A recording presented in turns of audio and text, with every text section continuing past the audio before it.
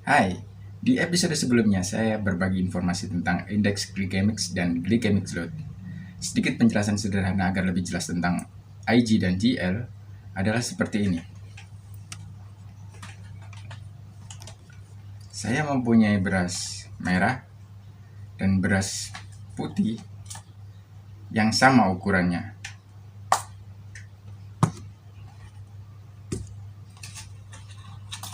Dan kemudian saya mempunyai wadah yang ibaratnya adalah tubuh kita. Jika beras merah, maka tentunya dia mempunyai IG yang lebih rendah, maka dia akan melepaskan gula ke dalam tubuh kita seperti ini.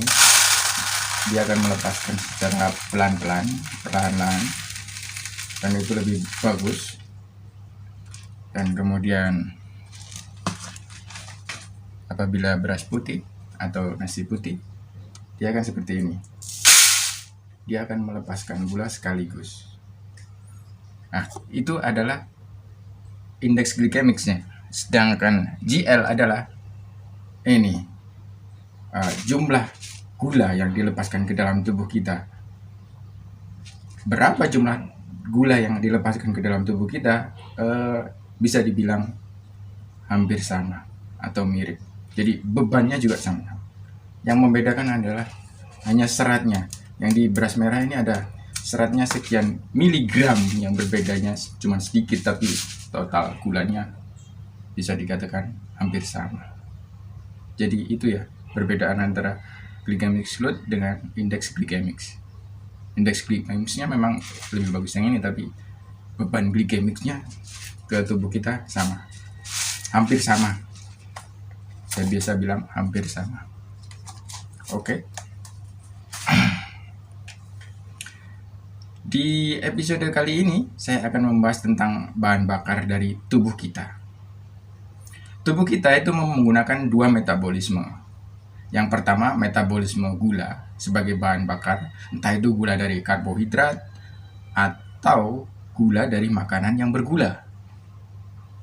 Dan yang kedua adalah metabolisme keton.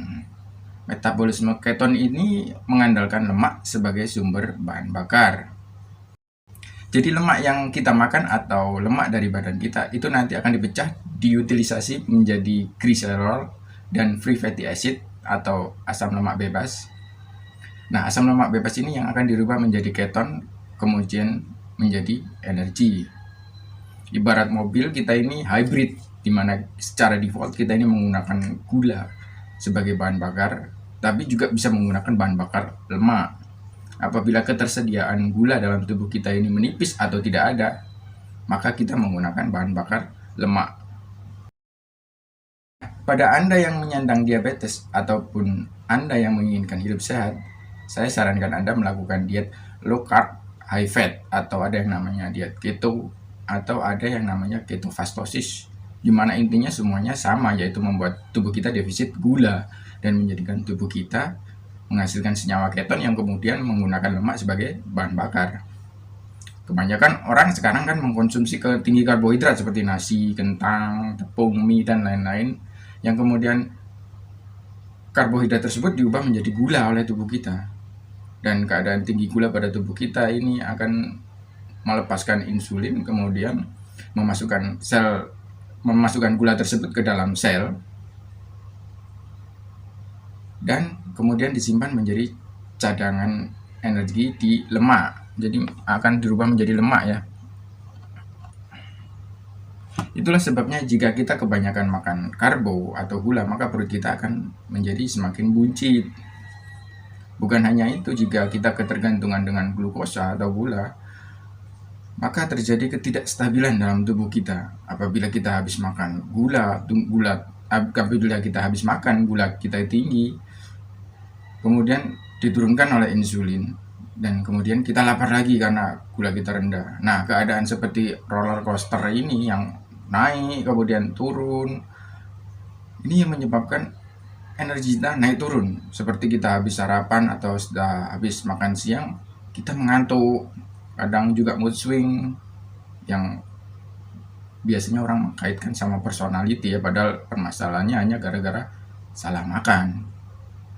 Jadi strategi low carb high fat ini adalah strategi di mana kita nggak rely on glucose, tapi kita rely on fat. Dengan adanya kehadiran si keton ini, maka kita bisa rely on fat, jadi kita bakar lemak. Hidup Anda akan lebih sehat jika kita rely on fat, karena terhindar dari semua penyakit yang dikarenakan oleh gula, bisa kardiovaskular, bisa penyakit saraf, dan banyak lagi. Anda juga mungkin bisa mendapatkan penampilan yang enak dilihat ketika Anda rely on fat ya.